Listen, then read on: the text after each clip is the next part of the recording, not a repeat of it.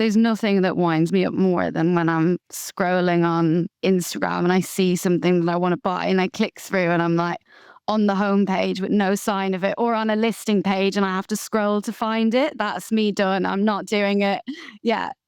And if it takes me more than a few seconds to find it, I'm like, oh, this isn't worth it. It was like a shiny thing that I saw. I wanted it and now it's gone. And then that's it. I'm out. Welcome to the CX Equation, a podcast by Tap CXM. We share actionable insights and real-world case studies to equip you with the tools you need to drive loyalty, engagement, and sustainable growth. We're your hosts, Chantal Casey and Mark Clydesdale.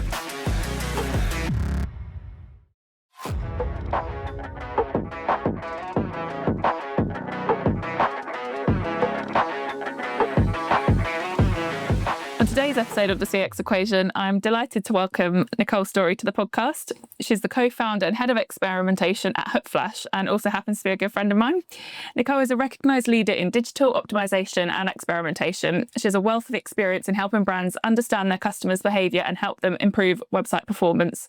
Prior to Hookflash, Nicole was leading the analytics and experimentation teams at Merkle until she decided to go off and do her own thing in co-founding Hookflash. Nicole now works with organisations to combine analytics, SEO, and to create digital experiences that are actually smart, fast, and customer focused. In today's conversation, we'll explore how experimentation fuels better customer experience, how to build insight-led optimization programs, and what it really takes to turn data into growth.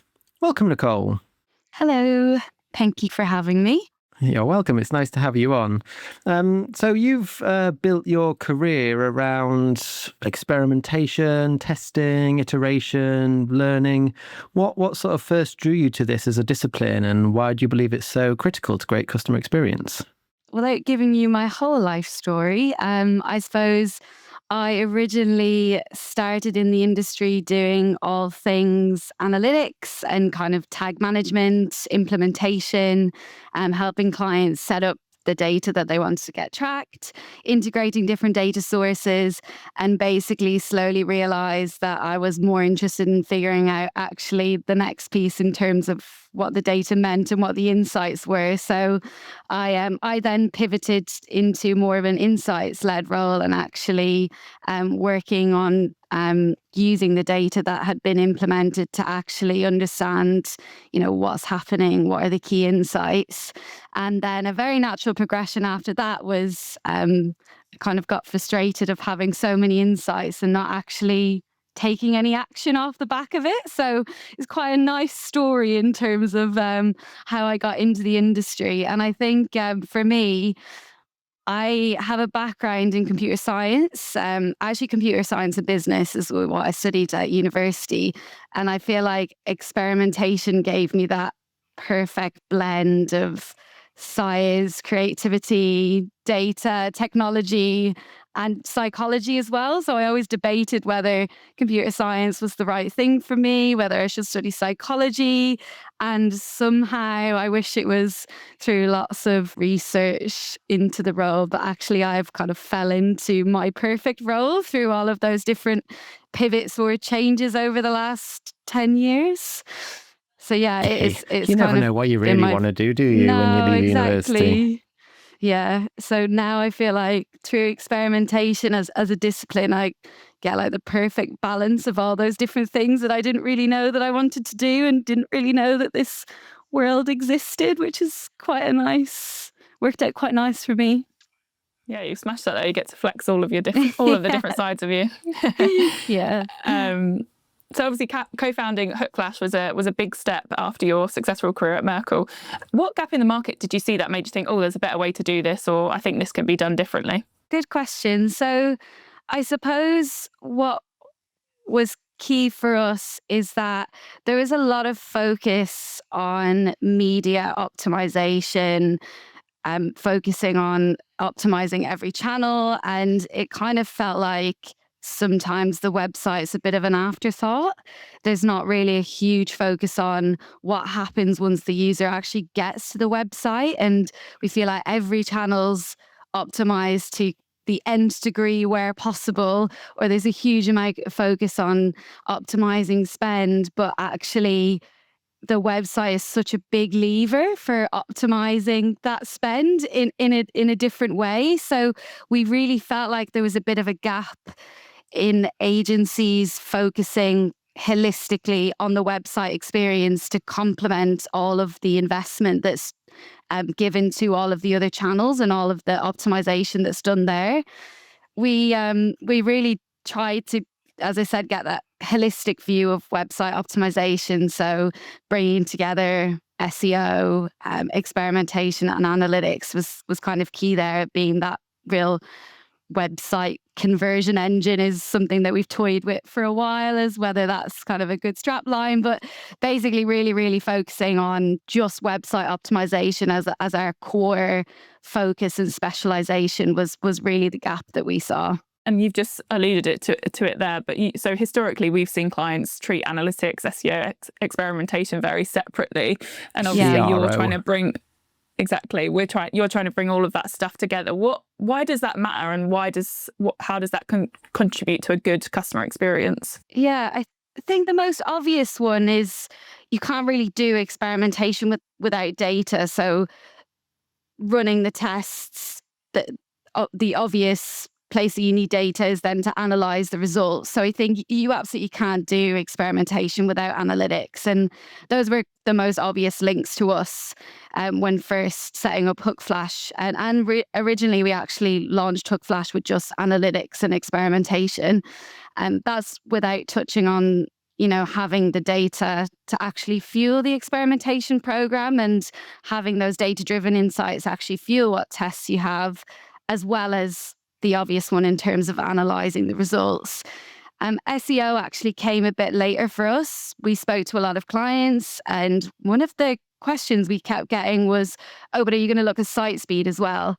We were like, no, actually, we're not. We're just focusing on like the customer experience and not necessarily the technical foundations. So we quite quickly realized that SEO was actually a bit of a gap for us when we first launched. So we actually launched or introduced SEO a little bit later as a complementary service, and because it's actually the questions that we got asked from clients. And I think the site speed side of it is maybe a bit obvious, actually. There's no point in optimizing this amazing experience on the site if a user's already bounced because the page loaded too slow. But there's also the content side of things that has been really interesting for us, and sharing learnings from a search intent perspective and what users are searching and what content is important to actually feed the on-site experience as well, and really work together. We've had a lot of examples of clients who change a lot of content, like add chunks of content from an SEO perspective, but really from a customer experience perspective, whether that's actually a good experience is something that then we can test. So pulling it all together has really been key for us. And as I said, really gave that holistic approach to really optimizing the website. And how does that approach affect sort of day-to-day decision making? So, when you're working with clients, how does that impact their day-to-day? Yeah, it's actually not as seamless as you think, which we realized quite quickly, as some of these teams actually sit quite separately. So it's not actually as beautifully seamless as that, and it's kind of a bigger picture, because really these teams don't sit together. And I think Hookflash really helps with tying those teams together and being able to help those teams share learnings and making sure that we're all activating off each other's insights. And if they are treated separately, what kind of common problems do you see that crop up? I think the biggest one that we see is quite a big mismatch between like expected experience and the experience when you actually get on the website. So we had a really interesting one recently with a client who sells outdoor or pizza ovens, actually. Spoiling it. The client sells pizza ovens. And what we found from an SEO perspective is that a lot of users were searching for indoor and outdoor. So specifically like indoor pizza ovens, outdoor pizza ovens. And actually when you get on the website, there's not really any distinction whether the ovens are indoor versus outdoor. It's very fuel type focused. So we realize that there's quite a big gap there. And that's a good example of where users are searching for something, they find the website, they get there, and then there's kind of no representation of what they were actually searching for or way to find that. So I think that's really why it's so key to tie those two together. And so are you helping clients just kind of optimize the web page as a total web page and landing pages, or are many of your clients actually doing full web personalization where it can change based on how people are coming in? Yeah, I actually think personalization is one of those buzzwords that everyone spoke about 10 years ago and has kind of resurrected again recently, where everyone's talking about personalization again. I feel like it's one that everyone tried to master, didn't quite get there, realized there was so many different tech and teams involved and couldn't really get it off the ground. And actually we're seeing again that being quite a big focus for clients. This year is a core pillar that we're really keen to focus on as well. Hookflash is driving more personalization. And the first step to go back to your first part of that question, the first step for us is actually usually looking at landing pages, understanding, okay, what channel has that user come from? What's the context that they have? Because actually, if you come through email or paid search or even paid social, the experience that you have can be so different. And obviously, the intent that you have can be so different. And the landing pages sometimes can be the exact same. So even like the first step into moving into personalization, we usually more frame it as tailored experiences. What we try to look at there is just making sure that like the creative, the copy matches from the channel that you've come through on the landing pages. And you wouldn't believe the amount of clients who still don't do that. It's such a quick win for us. It's so easy to execute. And the results have been insane every single time. I mean, it just makes sense if you can marry up the two experiences. Yeah, I think we see a lot of clients. One thing we're always trying to hammer home is like the idea of consistent across channels, customer experiences, right? And I think personally, me day to day, I don't work directly with the websites, but that is always, it's not really counted as a channel in like the marketing automation world, or it's always the one that's left out, I find. And I feel like it's such a quick win as well. Even just thinking about the landing pages that users are going to land on, even when we've done simple redirect tests, some of the uplifts have been huge, and all we're doing is like sending users to a different page. So it's just one of those levers that can really help like save or optimize spend significantly, but is an afterthought, as you said. It's just making the customer experience smoother, right? So it feels like they've come through easily, and it's frustrating when you're looking for one thing and you land there and it's like starting again. You want things to flow through. Yeah, there's nothing that winds me up more than when I'm scrolling on Instagram and I see something that I want to buy and I click through and I'm like on the homepage with no sign of it, or on a listing page and I have to scroll to find it. That's me done. You're like, I'm where's not that doing product it. that I was looking at? And if it takes me more than a few seconds to find it, I'm like, oh, this isn't worth it.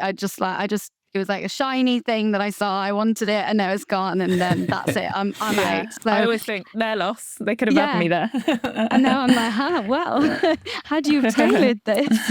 Maybe. But they still paid for my click, so haha, fool on them.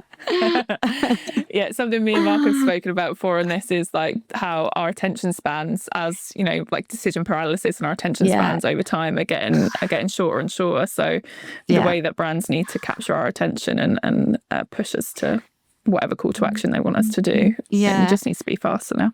Yeah, and that's exactly like the psychology side that comes into it as well. So there's so many different kind of biases that we have. So another common one that we see, for example, is clients might put, or brands might put a from price in their ads, and they will pick the lowest from price in their ads to obviously drive click-through rate.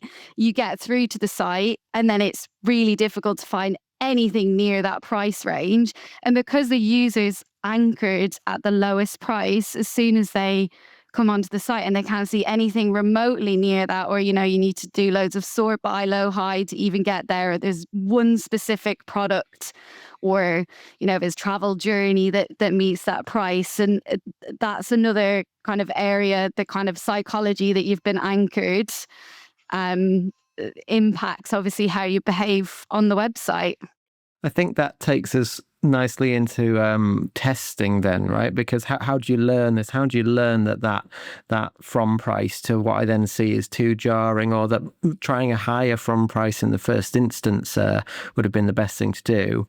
I find most clients that I work with will say they do some form of testing, but they're rarely doing experimentation and have a kind of a mature hypothesis through to action model.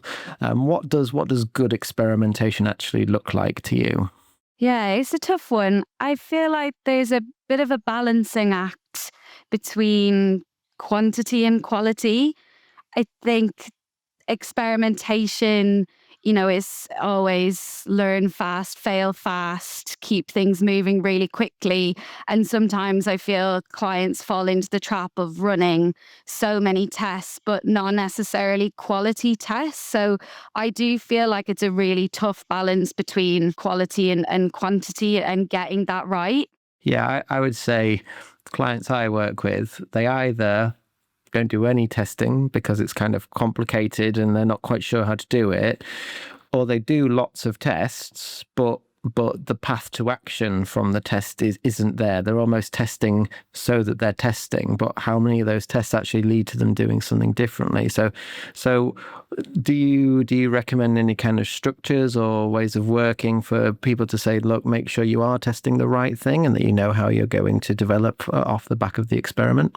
I think there's a level of maturity. So I think if someone's starting out with testing and they've never tested before, I do feel like getting some tests live, building momentum, being able to share some results is a really positive thing. And I think once you can get everyone on board, everyone bought in, then it's really time to start thinking about the quality point. And the big one for us, when we start to look at that piece and thinking about frameworks and process, the big thing there for us is data.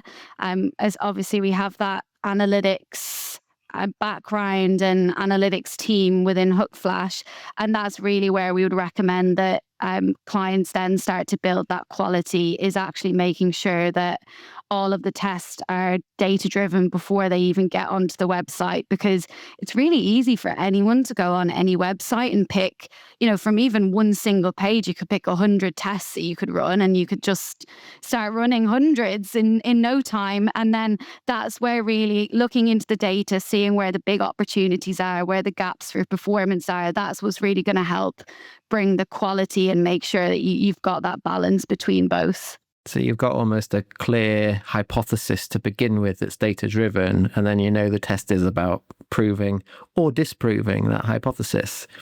And there's a mentality there as well, I think, in that the idea of an unsuccessful test, right? For me, the only unsuccessful test is a test that you ran and then you couldn't measure something, because even if the result wasn't what you thought it was going to be, you still learned something, right? So that's still a success. It's a really tough mindset to build, especially with clients who are starting out. And I think the phrase conversion rate optimization has also not helped with the kind of precedence that sets. Experimentation, which is why at Hookflash we've kind of actively chosen to double down on experimentation and not CRO, is because that mindset of conversion rate optimization from the get-go just sets up the wrong expectations, that it's always going to be better than before, and not necessarily that actually we want to find losers as well. I think that's really difficult to start to change that mindset, and it's a big one that we really try to focus on. Yeah, you want to find what not to do as well as Exactly. Money saved, what we've saved. I think my guilty pleasure, honestly, I prefer a losing test than a winning test sometimes. I just feel like you learn so much wrong. more. Yeah. But even when it's like, it's probably the only time I like to be wrong, to be honest. But I do feel feel like you've learned something. You had an insight, you built a hypothesis based on that, you ran the test, and actually, like, what you've assumed is so wrong. And I find that so interesting. And maybe that's the psychology side of it coming in, but it's really like you've got to go back to the drawing board, figure out, what to do next, or is there any other channels, if it's language, for example, that are doubling down on this, that we can help share the learning? And I do genuinely think there's so much more from a losing test than a winning test. There's a But tricky of bit course, with that, though, clients right? prefer that. Like, what if you've disproved someone else and they don't like losing, right? You've got to do that kind of stakeholder management now. I'm experimenting and I'm proving people wrong. How do you help clients kind of manage that? I do think the data-driven side of it really helps. It's really difficult to argue with data, and it's always so easy to go back and forth on gut feel or preferences. And really, a lot of the time, that's where some tests come from. It can be senior stakeholders who say, let's change it to this. And then someone's like, oh, maybe let's test it. And then even though we might be the kind of bearer of bad news sometimes, I do think because you've got the results there's not really much that you can argue it. It actually, one of our clients, we asked them, what do you love about experimentation? And they said settling internal debates was one of the biggest things or biggest benefits to their organization, was just they would go back and forth, and just being able to say, let's just test it, help them so much. But you can then argue, yes, it's not what you wanted it to be, but we've now saved ourselves time and money in the future by not going down the wrong course, right? So I suppose it's always communicating the benefit of what you found. Yeah, we always have, in terms of that, when we look at even program metrics or a single test, we'll always have the kind of incremental revenue, but also the loss aversion or the money saved. And I think it's as important to show both. And that's kind of the true experimentation, is making sure we're celebrating both equally, because, as I said, there's so much learning from a losing test that you don't always get with a winning test. So just going back to sort of once you've been doing your experimentation, actually get an actionable insight. Sorry, that was really badly worded. Gaining actionable insights from those tests. With our clients, historically, you might feel free to agree, disagree. We don't see access to data isn't necessarily a problem, but they do struggle to act on the right data and know what. So how do you help your clients separate sort of the noise from the actual meaningful insights? Yeah, so one of the things that we do is we always sit down with our clients and map out the key questions that we're trying to answer. So before we actually start digging into any of the data sources, we actually just end up, it's a really simple, just a huge Word doc that we sit down together and collaborate on, of just questions. So what actually are we trying to answer or find out? Because what I do find is you could sit for hours or days in all of the different data sources and end up with a load of random nothingness that fits together or helps tell any kind of story or understand any opportunity. So I do think the upfront prep work that you do before you even look at any data is as important as the time spent diving into the data, which I think always feels like for clients is you do so much work before you even get into the data. Then you have to do the data before you even get to a test. And it feels like a really long process. But I think, as I mentioned before, I think that is the key to making sure that you have that quality tests, but I suppose even broader than that, just actionable insights rather than random load of different data points that no one can really make sense of. Yeah. And are there any sort of specific metrics or signals that you'd prioritise looking at first, or does it completely depend on what those questions are? Yeah, I think it completely depends on the questions. I think it depends on the questions, depends on the brands, the level of maturity that they're at, kind of how integrated the different teams are. Because if we're working really closely with their media teams or the SEO teams, it might change the questions that we want to answer, especially when it comes to the on-site experience. So yeah, it really depends. And that's why there's no kind of one size fits all set of questions. It will really depend on whether they've tested before, how well they know their audience, if we're into personalization versus just landing page optimization. Yeah, it is really going to vary by client and by stage of maturity. And if your clients were to act on the wrong insights, if they didn't have you there, holding their hand, helping them along, telling them what to look at, what are the risks? What's the risk there? Is it a waste of experimentation then if you don't have, I suppose the worst case scenario is maybe you won't have tests that reach statistical significance. I suppose the big benefit or upside is that clients are going to test based on the data. So, one of the worst case scenarios is maybe the insight has led them down the wrong path and we have a really negative test, but thankfully we tested it and now we know. But I think, potentially, just going down the wrong path is kind of the biggest risk. Or inaccurate data is obviously another big problem that we see, is actually tracking not really being set up in the first place correctly to then get the right data. It's because clients are using it to test. I think the worst case scenario is we get a negative test or it's insignificant because the insight wasn't really valid in the first place. I do find people are scared of the maths of things sometimes. There's something psychology about people. Like, I can't speak French, right? And the fact that I can't speak French, I'm not particularly embarrassed about. But when you're in a corporate world and someone starts talking numbers and equations to you, and if you're really not good at that, I do think people have almost a fearful reaction to it. So when you're trying to talk about statistical significance and standard deviations and things like that, if people don't get it, they almost kind of want to run away. So I think knowing that they've got someone that can handle that for them and figure out that it is going to work and it is going to be robust is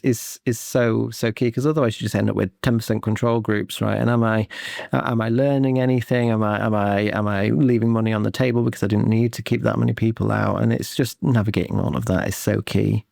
Yeah, it's a really good point. I actually didn't even think of that lens of it, is acting on the wrong experimentation data as well. I was more thinking of the insights that feeds into it, but actually not understanding if you've reached the right sample size, if you've got the right significance level, making sure you avoid false positive, false negatives, all of those different things. You're exactly right. It's so daunting for someone who's never done any of this before. And I think that is one of the barriers with experimentation. Sorry, slightly off on a tangent, but there's so many different roles or skills involved with that discipline, in terms of being an analyst, having stats knowledge, being a developer, having someone to QA, project manage. There's no one person that can just get experimentation off the ground in an organization. Sorry, it's slightly different to your question in terms of data and making the wrong decisions. But yeah, it is quite a daunting discipline, I think. Just on that then, what's the profile of the people that you're normally working with your clients? Are they people that would understand, the relevance of the statistical significance and all of the other more sort of stats language? Or is it more people that care about, from a business perspective, what their customer experience looks like? Yeah, I would say it varies significantly, actually. It depends. We do work with clients who, for example, our key stakeholder might have a background in experimentation and have been doing it for years, and that's their core specialization. Or we can work with clients or product managers or website managers who is not necessarily been their specialization. It is part of a much bigger role. And I think that's where it really helps to have a team of specialists from an agency, for example, to really help with all of the different skills that are needed and plug that gap, because it's quite a big team that you would need to build, especially if it's not your full-time role. To manage so many different parts of the process would be quite a huge undertaking. And are there certain tools that you can use to make this easier? And do you have a suite of tools that you recommend to clients in how to set up tests and measure them and so on? Yeah, to be honest, there's so many testing platforms in the market now. We of course have our favorites, and really they have all evolved significantly with all of the in platform reporting now.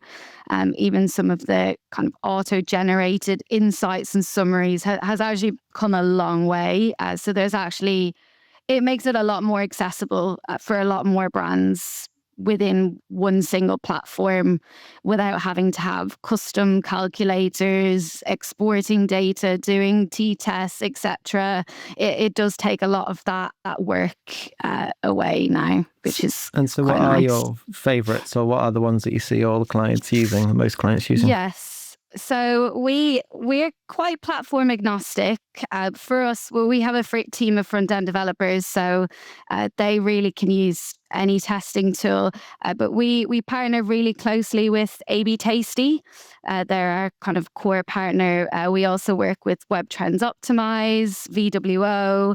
We've recently started working with Chameleon, Convert. So there's so many different platforms that clients have access to. Optimizely as well is another big player. So yeah, there's so many. And do they all tend to have the same like product offering, or do they differ in terms of? I'm sure some of our partners won't want me to answer this, but no, You don't have to answer that, by the way. You don't have to. I'm just being nosy. But no, I think more and more there's very little differentiators, especially from an agency perspective. I do think from a client perspective, having a team in-house to use it themselves, there's big differences between the tools and maybe the experience or the processes or workflows. But from an agency perspective, it actually makes no difference to us, as I said before, because we just inject the code that we want to for the test that we want to run and then analyze the results, and we're completely platform agnostic. I assume everyone's using AI nowadays, or everyone's at least claiming to use AI. How is AI increasingly influencing analytics and testing platforms?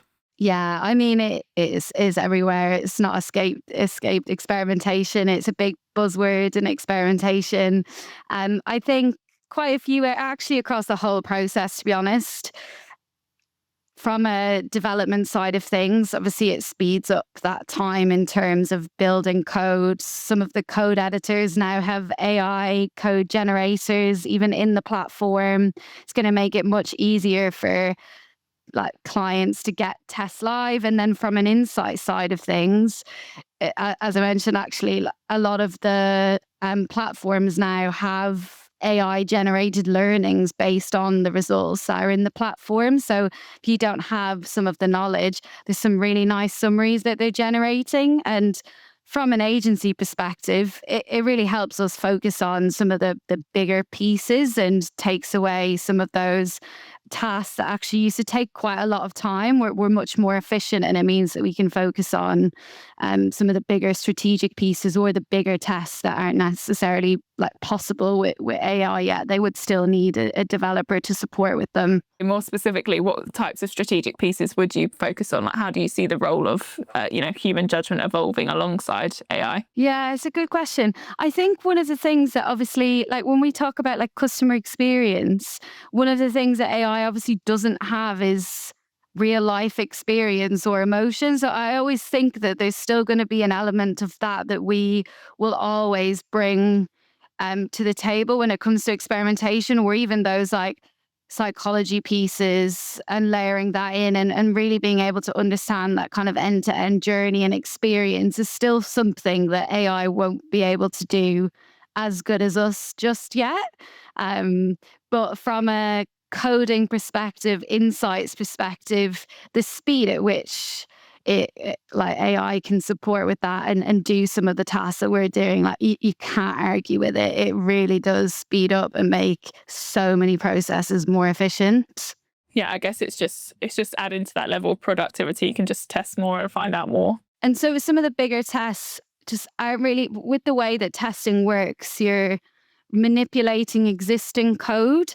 So it's much more difficult for AI to get that it can build code from scratch quite quickly, and you can build a website in 5 minutes and that kind of thing. But because we're actually manipulating what's already there, there's a layer of experience that it doesn't actually have yet with building those experiences. It really doesn't get it quite right for anything beyond the basic.